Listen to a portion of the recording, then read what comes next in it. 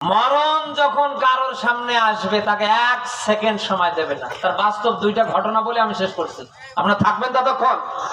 তার ভেতরে বাদশা সাদ্দাত নিজে রিল্যাক্সের জন্য রেস্ট হাউস বানিয়ে ফেললেন।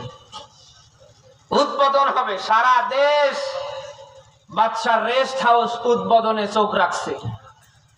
বিদেশি অতিথি মেহমানরা এসেছে, বাদশা সাদ্দাত তার লোকজন নিয়ে সামনে এগিয়ে যখন তার একেবারে ওই রেস্ট হাউসের নিকটবর্তী হয়েছেন। আমাদের দেশে এই যে নতুন কিছু উদ্বোধন করতে লাল ফিতা কাটা হয় না, লাল ফিতা কাটবে, বাদশা ভিতরে ঢুকবে। ঠিক ইন দা মিন টাইমে তার রেস্ট হাউসের সামনে সাদা পোশাক পরা একজন মানুষ এরকম করে দাঁড়িয়ে আছে। আপনার কথা শুনতেছেন? বাদশা দাঁড়িয়ে গেলেন, এই তোর সাহস তো কম না, কে রে তুই, কোথায় তোর বাড়ি? সাদা পোশাক পরা মানুষটি ডাক দিয়ে বলছে, বাদশা ধমক দেবেন না, এ দেশেই আমার বাড়ি না। তাহলে কোত্থেকে এসেছিস বল? যে আমি আল্লাহর পাঠানো মালাকুল মাউত ফেরেশতা আজরাইল, তার মানে আমি মরণ। বাদশা ডাক দিয়ে বলছেন, তাই এই মুহূর্তে কেন? বলে আল্লাহ পাঠিয়েছে, এখনই তোরে ধরবো আর নিয়ে যাব। বাদশা হাত 2টা জোর করে বলছে, অন্তত আমার একটু ফিতা কেটে ভিতরে ঢুকতে দেন। 23টা রাষ্ট্রের স্বর্ণ মুদ্রা দিয়ে নিজের একটু রিল্যাক্স, একটু আনন্দ ফুর্তির জন্য এই করে আমি ঢুকবো আর বের হব।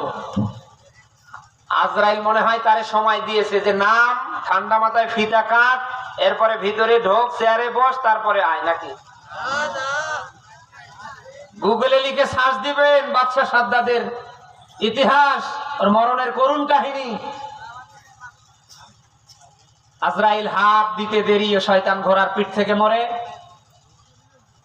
দেরি হয়েছে।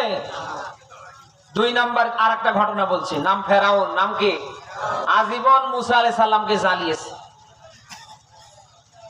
আল্লাহ যখন তাকে পানিতে চুবিয়ে চুবিয়ে মারছিলেন, ফেরাউন বাঁচার জন্য অনেক মিনতি করছিলেন, যেটা আপনি সূরা ইউনূসের 90 নম্বর আয়াতে পাবেন। ক্বালা আমানতু আন্নাহু লা ইলাহা ইল্লাল্লাযী আমানাত বিহি বানু ইসরাঈল।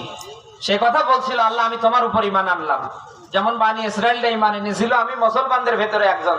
তার কথা ছিল 3টা। কয়টা বলেন? আল্লাহ যখন তার চুবাচ্ছে আর উঠাচ্ছে, তখন তার কথা ছিল কয়টা? 1 নম্বরে, আল্লাহ তুমি আমারে মেরো না, আমি ঈমান আনলাম, আমি ঈমানের ঘোষণা দিলাম। এরপরেও দেখছে যে না, কোনো কাজ হচ্ছে না। আপনি কি শুনতেছেন? আরো বেশি জুবানি দিচ্ছে, তখন বলছে আল্লাহ যেমন বানি ইসরাঈলরা ঈমান এনেছে ওই রকম ঈমান আনলাম। এরপরে কি জুবানি বন্ধ ছিল? এরপরে সর্বশেষ 3 নম্বরে বলছে ওয়ানা মিনাল মুসলিমিন, আল্লাহ তুমি কি দেখতে পাচ্ছ না আমি ওদের মতো একজন মুসলিম? এরপরে জুবান বন্ধ।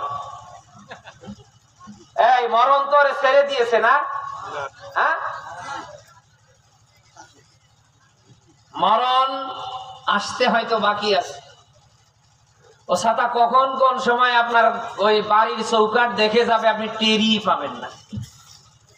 আল্লাহ বলবে ধরে নিয়ে আয়, 1 সেকেন্ড লাগবে না। সেই মরণকে সামনে রেখে আমাদের আত্মসমর্পণ, আমাদের সারেন্ডার, আল্লাহর দিকে নত হয়ে ফিরে আসার দরকার আছে না নেই?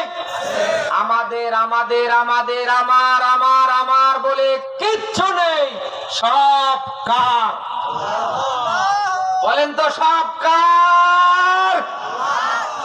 সেই আল্লাহ তাআলার। সব আমার আমার আমার আপনার আপনার বলে কিচ্ছু নেই।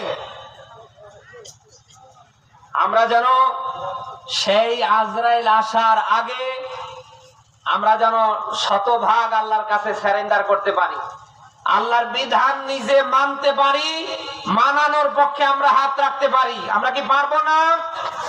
কারা পারি দেখি? লিল্লাহে তাকবীর। আল্লাহ যেন কবুল করে। অনেক মা বোনরা এসেছে, তাদেরও নিয়ে একটু কথা বলা দরকার। আমি 5 মিনিট কথা বললে আপনারা রেগে যাবেন। বক্তাকে তুলতে হয় 10টার ভিতরে। রাত 12টার পরে শ্রোতারও মাথা ঠিক থাকে না, বক্তারও মাথা ঠিক থাকে। আপনারা তো দাওয়াত নিয়েছেন আমারে আপনার 2 তারিখের, এখন তো 3 তারিখের ওয়াজ করছি। পুরো ওয়াজটা 3 তারিখের না? বলেন না কেন? এটা কিন্তু ফাও, মানবিক দৃষ্টিকোণ থেকে করছি। এই লোক বসে আছে বিধায়, আমার জাতীয় ভাই বসে আছে বিধায় কিন্তু পার করছে। এতক্ষণ কথা বলার কোনো অপশনই নেই। আপনার তো আরামসে কালকে ঘুমাবেন। আমার ঘুম নেই, আমার আর প্রোগ্রাম নেই। মা বোন যারা এসেছেন এখন তো পুরুষের তুলনায় ওরা ডাবল, বলেন না কেন? কিন্তু মাহফিলে এসে লাভ কি? আপনি দেখেন তো অধিকাংশ মা বোনদের ভেতরে নামাজ কালাম আছে, বলেন না কেন? নামাজ নেই, কালাম নেই, আল্লাহ নাই, রসুল নাই, আখেরাত পরকাল কিচ্ছু নেই, শুধু আছে খাও খাও, বলেন না কেন? যার যত হয় ওর তত আকাঙ্ক্ষা করে, বলেন না কেন? আপনি কি কোনদিন আপনার বউয়ের মুখে শুনেছেন আপনার এত কিছু হয়েছে? কেউ জিজ্ঞেস করলে যে আপনার স্বামী কেমন ইনকাম করে, কোন রাত গেলে 20,000 30,000। আমার বউরে যদি কেউ জিজ্ঞেস করে হুজুর কত টাকা করে, টাকা হলো, আমার টাকাই দেয় না, অথচ টাকার পাহাড়ের উপর শুয়ে আছে। তার মানে এদের ভেতরে কি নেই? শুকুর নেই। ওদের যত হবে তত কি হবে? আকাঙ্ক্ষা বাড়বে। মা বোন যারা এসেছেন আপনাদের দৃষ্টি আকর্ষণ করছি, আপনারা ভালো হন। আপনারা যদি ভালো হতে পারেন আপনাদের পরিবার, আগামীর সমাজ, আগামীর দেশ ভালো হতে সময় লাগবে না। এই মুহূর্তে দেশ যেহেতু সংস্কার হচ্ছে, আপনাদেরও সংস্কার হওয়া দরকার। আপনারা কালকে থেকে যদি ভালো হন, নিজেরা নামাজি হন, পর্দানিশী হন, আপনাদের সন্তান সন্ততিরা কেউ নামাজ বাদ দিয়ে থাকতে পারবে না। আচ্ছা, কোন মা যদি কালকে থেকে বোরকা পরে, ওই মায়ের কোন যুবতী মেয়ে কি বোরকা ছাড়া মশারি পরে বের হতে পারে? অবাক, শীতে মরে যাচ্ছি। আমি মুরব্বীদের কথা বলবো না, আমি যুবক মানুষ, আমার বয়স মাত্র 32। এত কাপড় চোপড়, তাই ঠান্ডার থেকে আমি বাঁচি না। আমরা দেখতে পাই এক শ্রেণীর মায়ের সন্তানগুলো, মেয়েগুলো এমন এমন পোশাক পরে, অত পোশাক না মশারি। ওড়নার জায়গায় ওড়না নেই, ওড়না বানিয়েছে আমার মতো মাফলার। সুবহানাল্লাহ না? মায়েদের কারণে মেয়ে এই কাজগুলি করতে সাহস পাচ্ছে না, বলেন না? বলেন তো। কোন মা যদি পর্দাকে গুরুত্ব দেয়, আমি একজন মুসলিম নারী, আমার স্বামী একজন মুসলিম, আমার জন্ম হয়েছে মুসলিম পরিবারে, পর্দা করা আমার জন্য ফরজ।